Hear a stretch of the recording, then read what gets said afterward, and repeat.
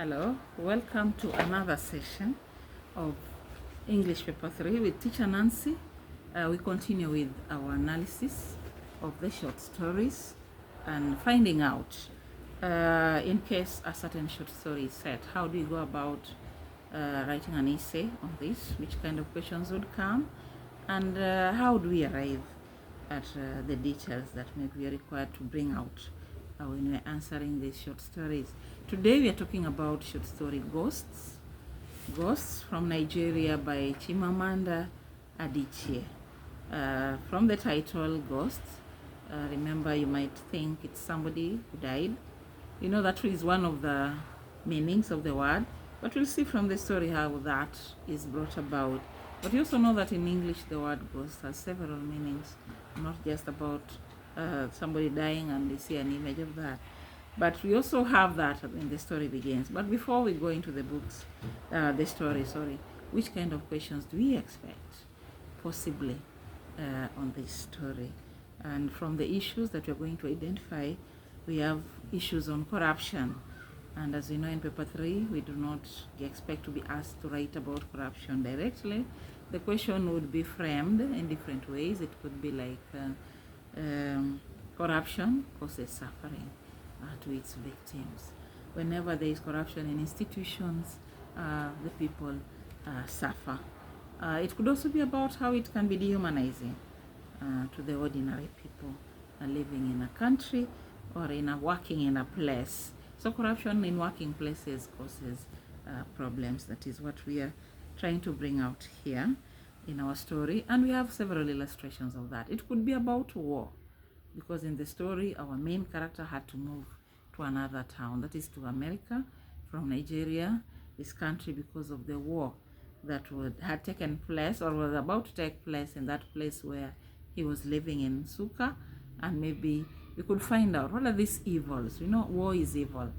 So in the story, are there any evils of war that are brought out through this character?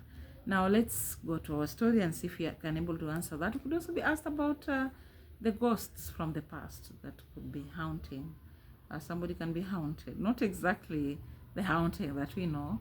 There are these memories that we have about things that happened in the past to us. Some can be disturbing and haunting us for quite a while. So you need to find out, are those things that we can bring out as far as short story Ghost is concerned. Now when the story begins, our narrator, who is Professor Nwoye, James Nwoye, has just seen Ikenna Okoro at the university grounds where he had gone to ask for his pension. Something is unique because he thinks this person died a long time ago, and he's even thinking of the traditional way of confirming by throwing sand at the person, the way they always do, but he doesn't do that. He's a 71-year-old professor of mathematics, and he's noticed his friend. He's not exactly a close friend, but somebody he knows, and after so many years, and it's something that is not adding up to him. But we go now to the issue of corruption. We'll come to how they got to separate from each other, how they knew each other. Corruption comes out very clearly from the first page at the end and to the second page, where we are talking about the pension that Prof was going to ask for the university ground. That is why he was there. But on arrival there are other older men who are said to be in tattered clothes, so they're tattered men, and they had also come to ask for their pension, and they have issues because they have not received their money. And you know, when after retirement, this money is very important. They are saying the education minister has stolen their pension money, and they're also saying the vice chancellor has deposited the money in high interest personal accounts, and that is why maybe they're not getting their money. They go ahead to curse him that he'll die of diarrhea and that his children will never have children. That's a level of anger that is very high. Then we also have other issues. Maybe you can add on to how these retirees are suffering. They're asking Prof to buy for them bananas. They say hunger is killing them. They tell Prof that hunger is killing us. But Prof looks at them and feels they actually need a moisturizer because their skin is very dry. Their arms and face look like ash. And that tells you that health-wise they're not okay. You go ahead on page 59. We have problems of these retirees, which are also caused by their pension being delayed. We have the carpentry that is not going well. We have their children who are ill. They talk about that. They're complaining of moneylender troubles. That is mainly because they have not been paid, and so there are a bunch of people who are really complaining. Now, corruption in this book does not stop there. We have other instances where we have corruption, and I'll take you to page 64, because this is where we have the issues at the university. It has been affected badly by the corruption, and you find through the conversation between Ikenna and our narrator. Ikenna tells him that nobody is teaching anymore at the university. Nobody has fresh ideas. It's politics and politics and politics, and students are buying grades with money and sometimes with their bodies. The corruption has reached that level. They're suffering because whoever cannot afford this may not get the degrees. There's an example of this Vice Chancellor, Josephat, who was a great dancer at one time, but was appointed a Vice Chancellor at the university for 6 years. And the writer says, or Ikenna says in the story, that Josephat was that, and he ran the university like his father's chicken coop. And that means he ran it the way he felt like. We are told the money disappeared, and then vehicles would be seen, cars with foreign foundations that did not exist. That means the money was embezzled or used in corrupt means. People went to court, but nothing happened. Again, the level of corruption was that high. He dictated who should be promoted and who should be stagnated. That was very unfair to the people, and that corruption causes suffering. Then on page 65, they talk of the fake medicine that is now a problem everywhere in their hospitals. They are selling expired medicine, and these people are going scot-free. So it's corruption, as you can see here. He suspects that Ebere died because of such medicine, because the doctors were puzzled that she was not recovering after her medication. And he had been distraught, he had been depressed and all that. But he says the drugs seemed to be useless. Despite all that treatment, his wife, Prof's wife, Ebere, did not get well. And we're suspecting this is majorly because of the fake drugs. There is somebody who is asked on NTA, that is on media, that is on TV, about being accused. He's being interviewed about importing fake drugs. And what he says while facing the people, looking wide-eyed, as if in appeal to the masses, that is what the writer says. He tells people that my drugs don't kill people, and it's only that they do not cure your illness.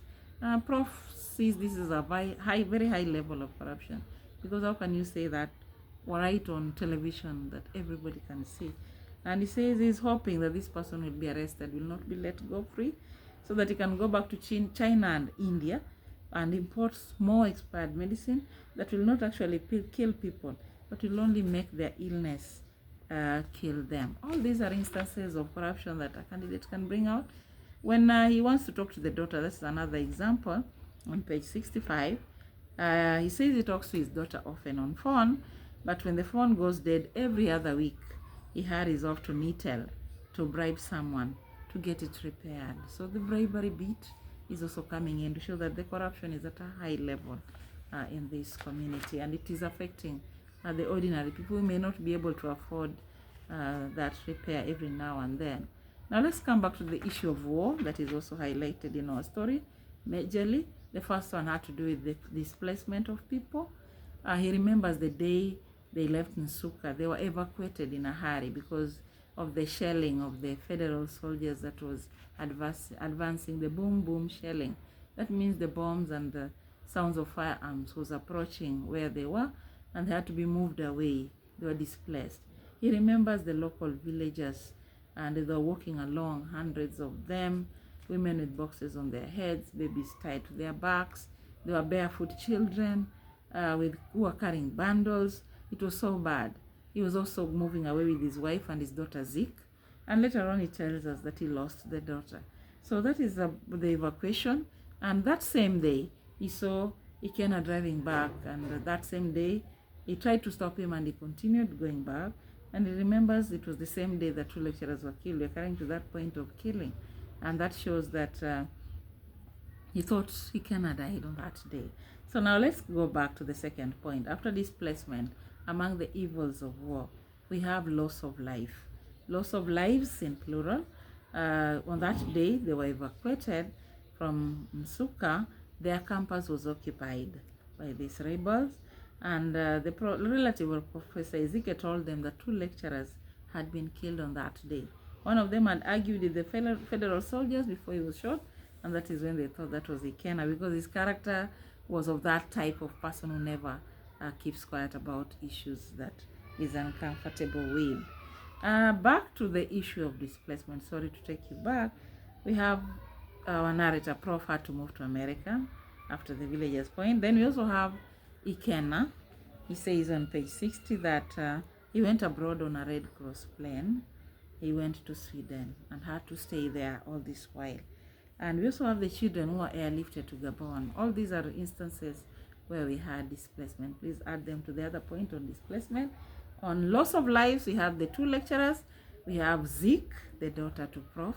He says on page 61, that the war took Zik when Vincent is asking about Zik. Then we also have, Ikenna was asking about Zik, not Vincent. Then we also have the story of Ikenna losing his family, still on page 61. He says, my whole family was in Orlu when they bombed it. Nobody left. So there was no reason for him to come back. So there was loss of life there. Then we also have Chris Okigbo, this great poet. His poetry was said to move all of them. And as much as the sciences did not like such, but they enjoyed Chris Okigbo's poetry. So yeah, it tells Ikenna that the war took Okigbo. We lost a colossus in the making. That means a great man. He would have been a great man. But then again, this is something that happened because of war. Now, apart from that, we have destruction of property. That is another issue that would come up here. When they came back in 1970 after the war, he says it was too much for them. There was a lot of destruction in their house. Their books were charred in a pile in the front garden under the umbrella tree. There was the mathematical annals, his books for teaching, were used as toilet paper with crust smears blurring the formulas. Remember, he was a mathematics professor, so the formulas were really important for him. The piano that Ebere had then was missing. It was taken away. The photographs were ripped, and the frames were broken. His graduation gown, the first one that he wore during his first degree at Ibadan, had been used to wipe something and was now somewhere lying on the ground with ants crawling in and out. Now, these are problems a lot that arise because of this war. We also had destruction of houses, which would also come under property. And when they came back on page 62, we are told the houses, it was a landscape of ruins. The blown out roofs, the houses had blown out roofs. They were riddled with holes that Ebere said were like Swiss cheese because of maybe the constant shootings and all that. So it was that bad. There was also an injured soldier, which would be the issue of injuries that happened because of war. The injured soldier whose blood trickled down the seats. All these are memories that he remembers as he speaks to Ikenna. And in addition to that, there is a ghost of his wife that haunts him, that keeps coming at night. Of course, he tries to say that she visits, but he cannot tell Ikenna more because he feels like he may suspect that all is not well with him. But he says he hears the sound and she comes into the house and massages him and all that. We have all that on page 63. So maybe that could be among the ghosts that from the past. The wife died 3 years ago, but he can feel her presence. But then the memory of the things that happened these 3 years ago bother him a lot. So that is basically our short story goes. And let's read it again, get more details, and we shall be ready for KCSE. Thank you.